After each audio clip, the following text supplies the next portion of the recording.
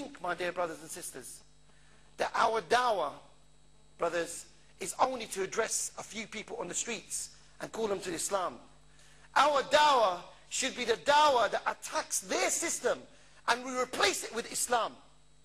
That's what we need to do, my dear brothers. We need to call the whole of society to Islam. We're not just calling one sister or one brother, okay, to follow the deen of Allah. We want the whole society to bow down to Allah. We don't only want one sister to wear khimar and jilbab. We want the whole society to wear khimar and jilbab. We don't want only our brothers and sisters to make sujood to Allah. We want the whole society to make sujood to Allah subhanahu wa ta'ala. This is the dawah of Rasulullah sallallahu alaihi wasallam. This is our dawah, my dear brothers and sisters. If you carry your dawah stall and you stand there just inviting people like Zakir Naik just to Islam, do you think that's going to change society? Without attacking the law and order? No, my dear brothers. It's no way it's going to change society. It's impossible the society would change. You need to provoke the society for the society to be changed. And also, my dear brothers, that what we need to understand is that when Rasulullah sallallahu alaihi wasallam was inside Makkah, and in Makkah at that time there were 360 idols. Today people don't worship physical idols. Today people worship the idea, which is democracy, freedom, capitalism. This is what people are worshiping today. The woman says, I'm free to have the abortion.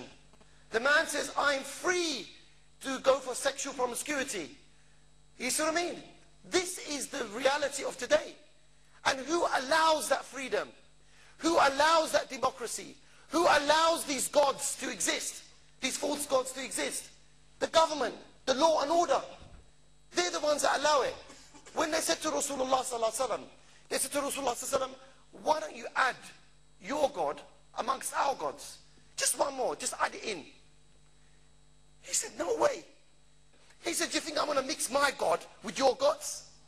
I'm never mixing my gods with your gods. It's impossible for me to mix my gods with your gods. And I will never do so. I believe Allah subhanahu wa ta'ala is ghani. Allah subhanahu wa ta'ala is self-sufficient. He doesn't need your gods. I have come to destroy your gods. And then when Allah subhanahu wa ta'ala gave Rasulullah sallallahu alaihi wasallam victory inside Makkah, gave him victory inside Makkah, and when he went to the Kaaba and he destroyed all the 360 gods inside the Kaaba, but you know what? He never stopped there. You know what he did? He went to the areas of Lat, Uzza, Manat, and he went inside those areas and he asked the people, he said to the people, where is Uzza? Where is Manat? And he went and destroyed them, killed them, took their heads off, behead them. That's why, my dear brothers, we need to behead democracy from its roots, my dear brothers. We need to behead capitalism from its roots. Take it, kill it from its roots. That's what we need to do.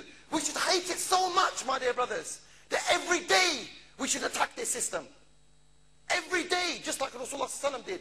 This is how we should feel. This is how we should believe. We should have this zeal in our hearts for the sake of Allah to destroy all their system and replace it with Al-Islam. Who allows the alcohol in the first place? The law and order. So we need to address the law and order. We need to attack the law and order.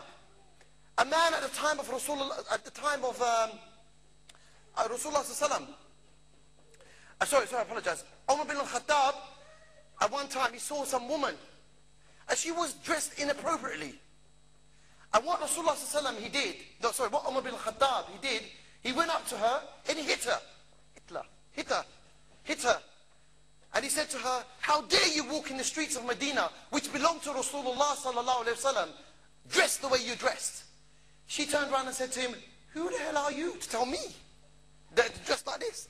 You know what he said? He said, I'm Amir al-Mu'mineen. But today we can't go around slapping every woman, hitting every woman in the streets. We cannot do that. It's not allowed for us to do that. So what we need to do, we need to address the munkar. We need to turn around and attack the society. By removing the root of the problem, you remove the issue. But if you just deal with the branches, grab on a couple of branches here, a couple of branches there, it's not going to solve the problem. It would never ever solve the problem. So we need to attack the root of the problem, which is the man-made law, the man-made system that we live under today. Do you understand, brothers? That's what we need to do.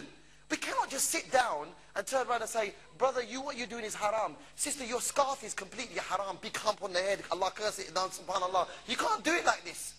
What you need to do is you need to tell the sister that her hump is wrong. You need to tell the brother he's wrong.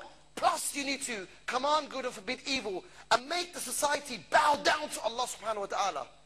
That's what we need to do, my dear brothers. We need to attack the leaders. We need to turn around and attack, what's it, Dawood Kamrun?